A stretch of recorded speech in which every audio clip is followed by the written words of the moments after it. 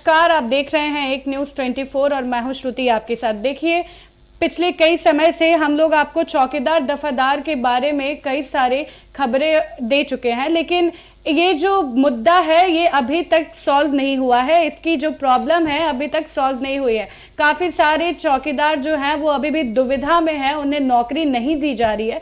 तो इसी मुद्दे पे आज बात करने के लिए हमारे साथ है हमारे सहयोगी।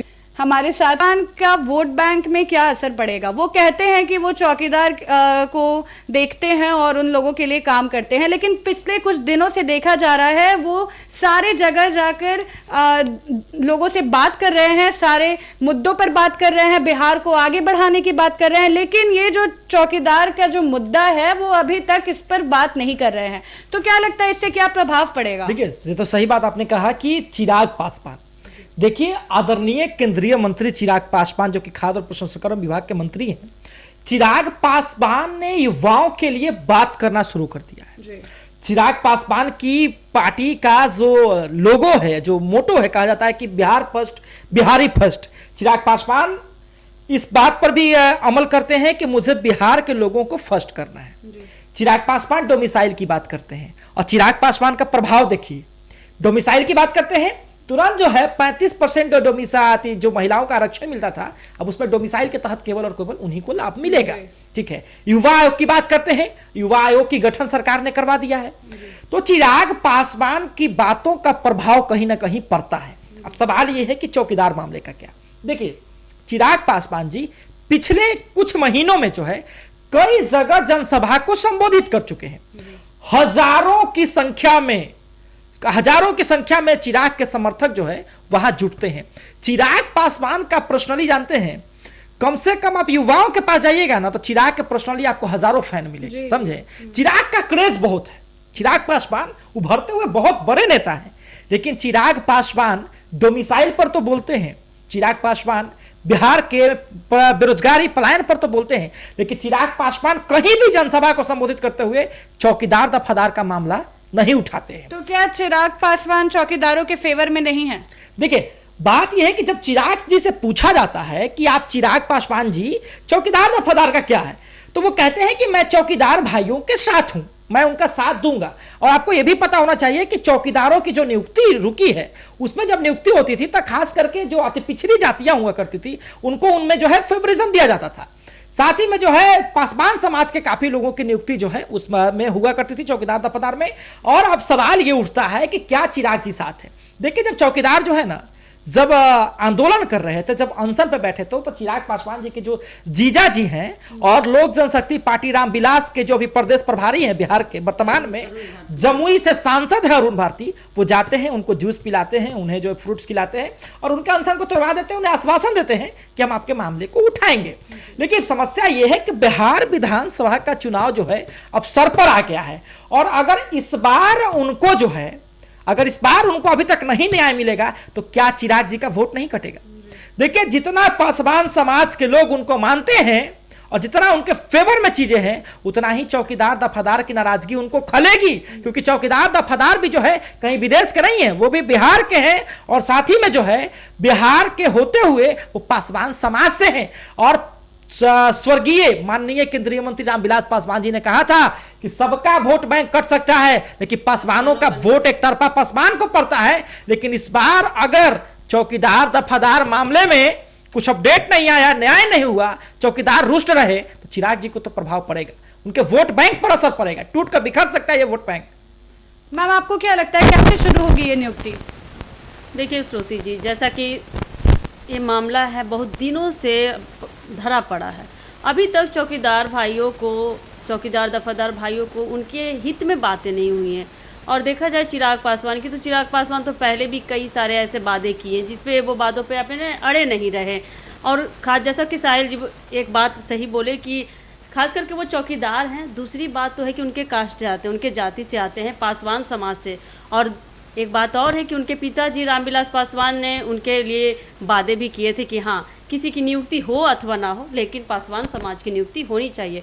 तो अब देखना यह है कि आगामी बिहार विधानसभा चुनाव सर पे आकर खड़ी है और इस समय भी अगर चिराग पासवान उनके मुद्दों को नहीं सुनते, उनके मुद्दे पे ध्यान नहीं देते, उनके हित में अगर कोई बातें नहीं करते हैं, तो उनके वोट बैंक पे काफ़ी इसका असर पड़ सकता है। खास करके देखा जाए तो चौकीदार भाइयों के मुद्दों को, उन लोगों को एक आस लगी है कि अब नहीं तो कब, अब उनकी आस टूटते नज़र आ रही है। खास करके सरकार की बात तो छोड़ दीजिए, खासकर उनके अपने समाज केंद्रीय मंत्री माननीय केंद्रीय मंत्री चिराग पासवान जी से था कि कोई सुने अथवा ना सुने, रामविलास के बाद कोई सुनेंगे तो हमारे मुद्दों को, हमारे दुख को, हमारे दर्द को, हमारे कम से कम माननीय केंद्रीय मंत्री चिराग पासवान तो सुन सकते। लेकिन चिराग पासवान भी जिस तरह से अरुण भारती का जिक्र इन्होंने किया कि जूस वगैरह पिलाकर मुद्दे को, उसको आश्वासन देकर इसको हटा दिया गया, तो उसी तरह से चिराग पासवान भी कहीं भी जाते हैं तो बिहार फर्स्ट, बिहारी फर्स्ट का नारा तो हर जगह लगाते हैं।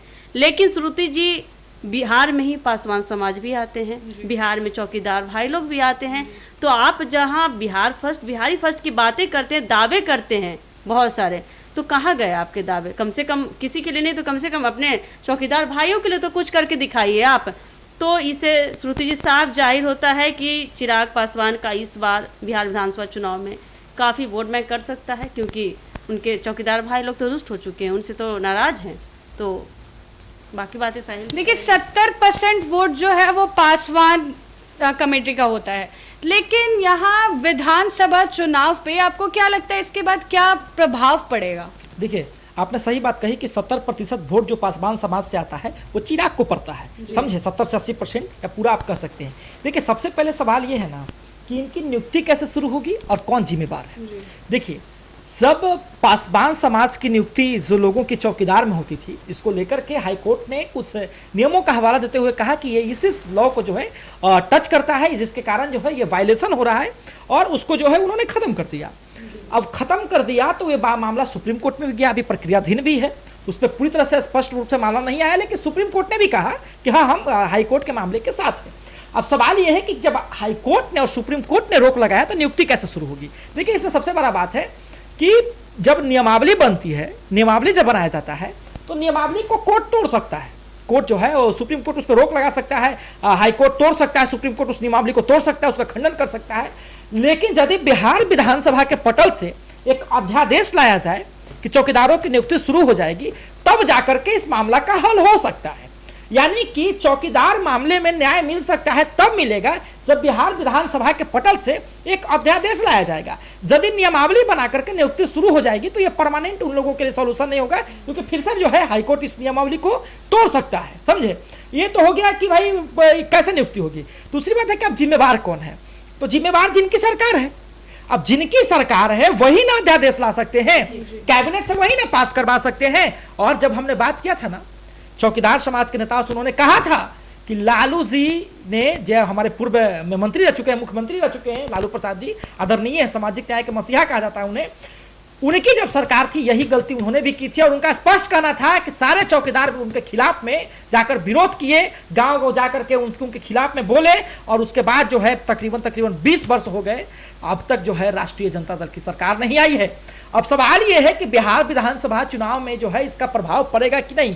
देखिए, चिराग जी के पास पासवान समाज का वोट बैंक है, और आप बिहार में जानते हैं ना कि बिहार में राजनीति वही करता है जिसके साथ कोई जाति खड़ी होती है, समझते हैं ना, जिसके साथ कोई जाति। लालू प्रसाद यादव इतने बड़े नेता बने क्योंकि उनके पास यादवों का समर्थन था, समझे। ओवैसी हो या कोई अगर मुस्लिम नेता बड़े बने क्योंकि उनके पास मुसलमानों का अच्छा खासा वोट बैंक था। कोई स्वर्ण नेता इसलिए बड़ा बना क्योंकि स्वर्णों का वोट बैंक उनके पास था। कोई व्यक्ति जो है पासवान समाज से इतना बड़ा बना, बहुत समय तक केंद्र में रहा, क्योंकि पासवानों का समर्थन उनके पास था। और चिराग पासवान के पास युवा करेज के साथ साथ पासवानों का एक तरफा वोट बैंक है। लेकिन सवाल यह है कि चिराग पासवान यदि चौकीदार दफादार मामले में ऐसा ही चलता रहा, चिराग जी चुप्पी डाले रहे, तो एक बात याद रखिए कि जनता भी मूर्ख नहीं है, जनता बोलती नहीं है लेकिन जवाब जरूर देती है, जनता बोलती नहीं है। कैसे दिल्ली में केजरीवाल जी कहा करते थे, केजरीवाल कहा करते थे, अरे हम तो पानी फ्री में दे रहे हैं, हम तो बिजली फ्री में दे रहे हैं, हमने तो इतना विकास किया, इतना विकास किया, और जनता कुछ बोलती नहीं थी। लेकिन जनता ने जवाब दे दिया उनके विकास का, अचानक से जो है जनता ने उनके विकास का जवाब दे दिया, समझे। अगर बोला कहा जाए तो अगर अभी भी अगर जनता की बातों को चिराग पासवान रखते, अगर उनके मुद्दे को सुनते हैं, तो अभी भी ज़्यादा देर नहीं हुई है। अगर वो 70% की जो बात करें, 70% वोट चिराग पासवान के हित में है, तो अभी भी समय है उनके पास कि वो अपने वोट बैंक अपनी तरफ कर सकते हैं, खींच सकते हैं, अगर उनके मुद्दों को ध्यान में देखा जाए। क्या कहते हैं? बिल्कुल बिल्कुल। और चिराग पासवान के पास एक सुनहरा मौका है, समझे, इस चीज को लेकर के कि यदि अब देखिए, अब इसलिए मैं कह रहा हूं कि चिराग पासवान कोई आम आदमी नहीं है, समझे। चिराग पासवान पूरे केंद्र में मंत्री हैं, वो पूरे भारत के मंत्री हैं चिराग पासवान। 100 प्रभावशाली लोगों में से एक है चिराग पासवान, आपने वो रिकॉर्ड देखा होगा। ऊपर से क्या है कि चिराग जी डोमिसाइल की बात करते हैं, 35% आपने बताया ना, हमने आपको महिलाओं को लेकर डोमिसाइल लागू हो गया। चिराग पासवान जी जो है वो युवा आयोग की बात करते हैं, युवा आयोग का गठन हो गया। तो बात है कि चिराग जी की बातों से प्रभाव तो पड़ता है। चिराग पासवान जी ने गोपाल खेमका मामले में भी कहा था कि देखिए ना बिहार की स्थिति कैसे ठोक दी ना, पुलिस अपराधी को पुलिस पकड़ कर ठोक दिया। तो चिराग जी के बातों का प्रभाव है, चिराग जी का वर्चस्व है, चिराग जी जो बोलते हैं। लेकिन साहिल जी, इससे तो ये साफ जाहिर होता है कि चिराग पासवान तब वो काम करते हैं जब देखते हैं कि मौका है, गर्म है लोहा, तो अब हथौड़ा मारते हैं। तो गोपाल खेमका के मुद्दे में जो ही बात आप बोले हैं, तो अभी गोपाल खेमका में लगातार 4-5 दिनों के बाद ये हुआ कि पकड़े गए, अपराधी पकड़े गए। तो चिराग पासवान देखे कि यहाँ भी अच्छा मौका है, तो क्यों ना बिहार सरकार की थोड़ी तारीफें कर दी, केंद्र की बात है कर दी। जी जी, ये तो आप भली भांति जानते हैं ब्यूटी जी, क्योंकि नेता लोग तो इंतजार में रहते हैं, समझे, नेता लोग इंतजार में रहते हैं। और बात है कि चिराग पासवान यदि पब्लिसिटी के लिए, देखिए बात ऐसा है ब्यूटी जी कि यदि पब्लिसिटी के लिए या फिर अपनी लोकप्रियता बढ़ाने के लिए या फिर अपने हित में जो है वोट बैंक करने के लिए ही यदि चौकीदार दफादार के साथ न्याय होता है, तो चिराग जी अगर करके पब्लिसिटी पालेंगे तो क्या दिक्कत है? तो अभी तो पब्लिसिटी पाने का बहुत अच्छा मौका है। नहीं तो नेता लोग का क्या है, कहीं भी मर्डर हो, कहीं भी बलात्कार हो, तो उस समय ये लोग पॉलिटिक्स खेलते हैं, राजनीति खेलते हैं। तो चिराग पासवान जी के पास अभी अच्छा मौका था, चौकीदार भाइयों का निदान करें, उनका वो समस्या दूर किया जाए, तब जाकर चिराग पासवान जी का कुछ हो सकता है। तो आपने देखा कि ये चौकीदार दफादार मामले का जो जितनी भी अपडेट थी हमने आपके साथ साझा किया। बाकी ऐसे ही इस मामले की जितने भी खबर आएगी हम आपसे ज़रूर बताएंगे। बाकी ऐसे ही तमाम अपडेट्स के लिए बने रहे हमारे चैनल के साथ। मैं श्रुति, धन्यवाद।